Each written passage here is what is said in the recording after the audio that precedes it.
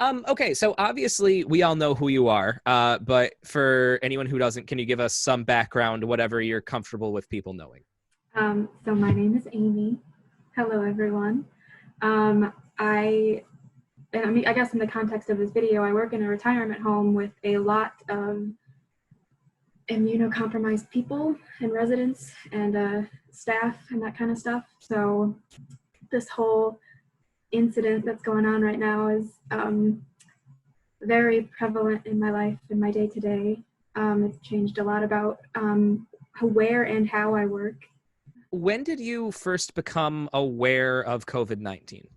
Yeah, so it was either like the very tail end of February or the very beginning of March, and pretty much as soon as management said anything about like preventative measures or like safety concerns, we all pretty much knew like we were going to have to basically go into lockdown for a lot of this.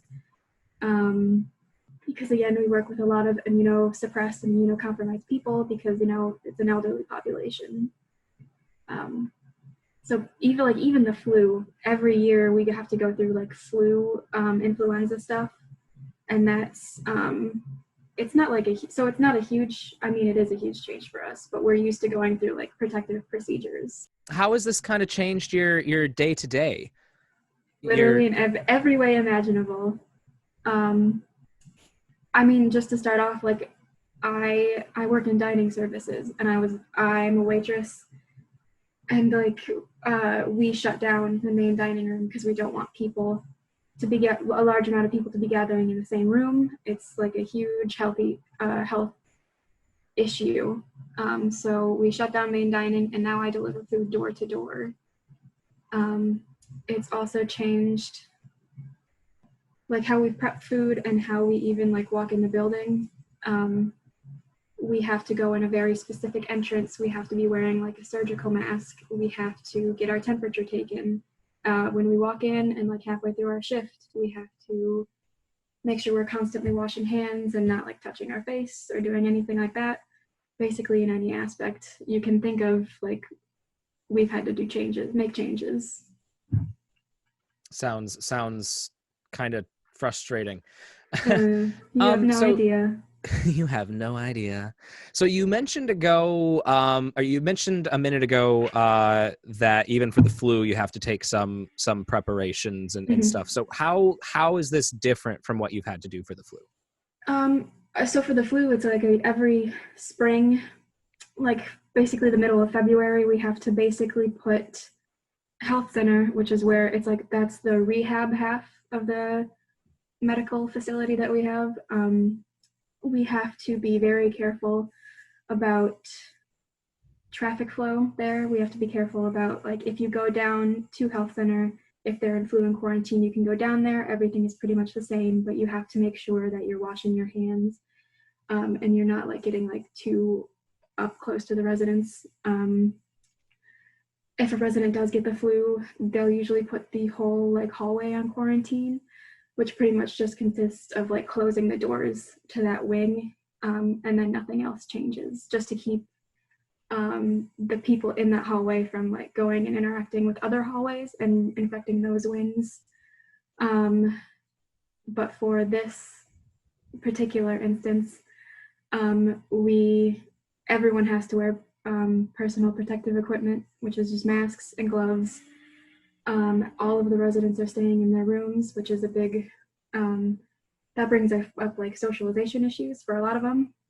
And then the dining room down at health center, that's also shut down, so we've had to redo how we deliver and distribute food. Can you walk us through a day at your job right now, from when you walk through the door to when you leave at the end of the day? Yeah, so pretty much we walk in.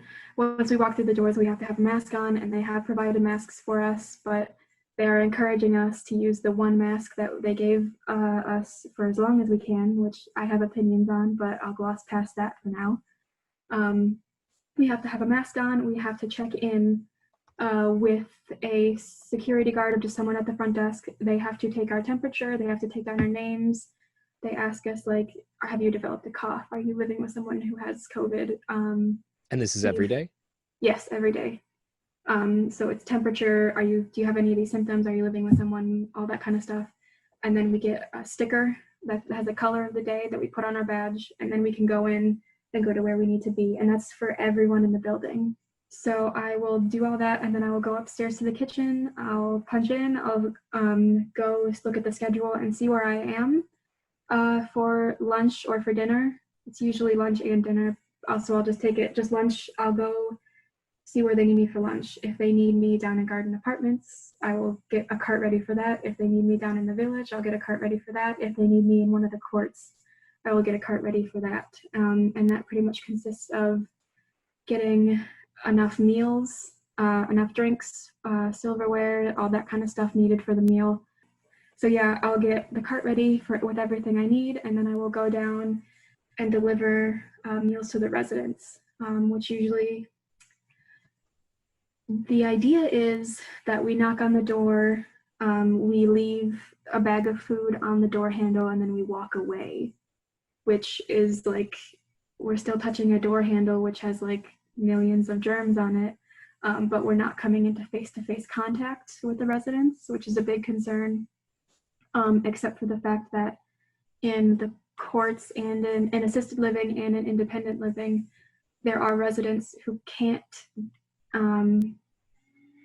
who don't have like the mobility to get up, open the door, and grab a bag from the door handle and then go back inside. They just don't have that kind of like dexterity in their hands. So usually in assisted living and assisted and semi-assisted, like independent, we will knock on the door and then we will wait for them to open the door, and we'll be like, do you want this option or this option? And then we will hand it to them, which involves like face-to-face contact, and like a lot of the times when I'm handing off the bag to the resident, like our hands will touch, so like hand-to-hand contact,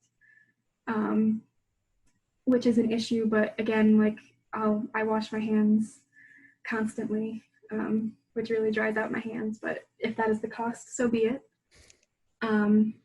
So we will do that, and depending on where we are, we will feed 6 to 54 people in one meal, in one go.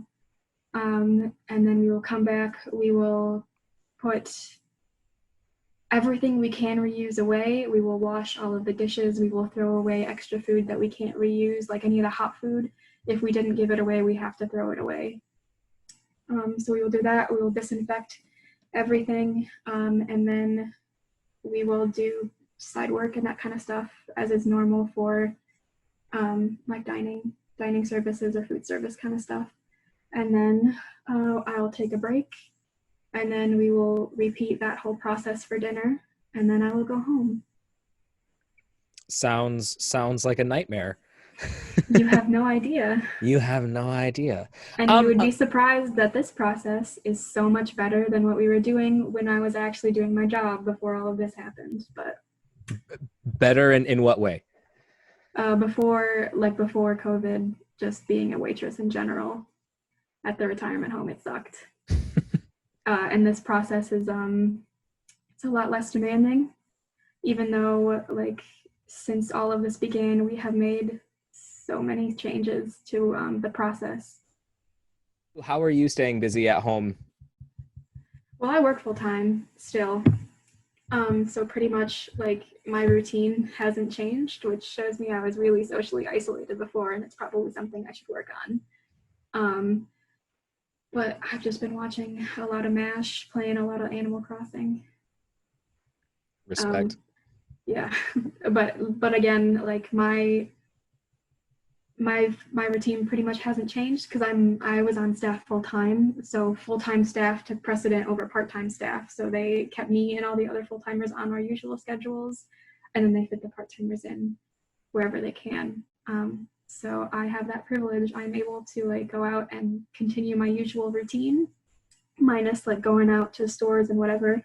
I still have stuff to do during the day. I still have that paycheck coming in, so very privileged in that aspect. But has this changed your long-term prospects or plans at all? Yep. Yeah. I was planning to go down to Kentucky at the end, like February 20th, like February 29th, so like the very beginning of March, to look at possible apartments to move into, and start to look into like jobs that applied to my degree and hopefully a future career. And I had to cancel that, and I rescheduled it for the end of April, and I will probably have to reschedule that one too. So it's put stuff on hold. I don't know if it's like permanently damaged anything. Hopefully not. But it's just all on hold right now.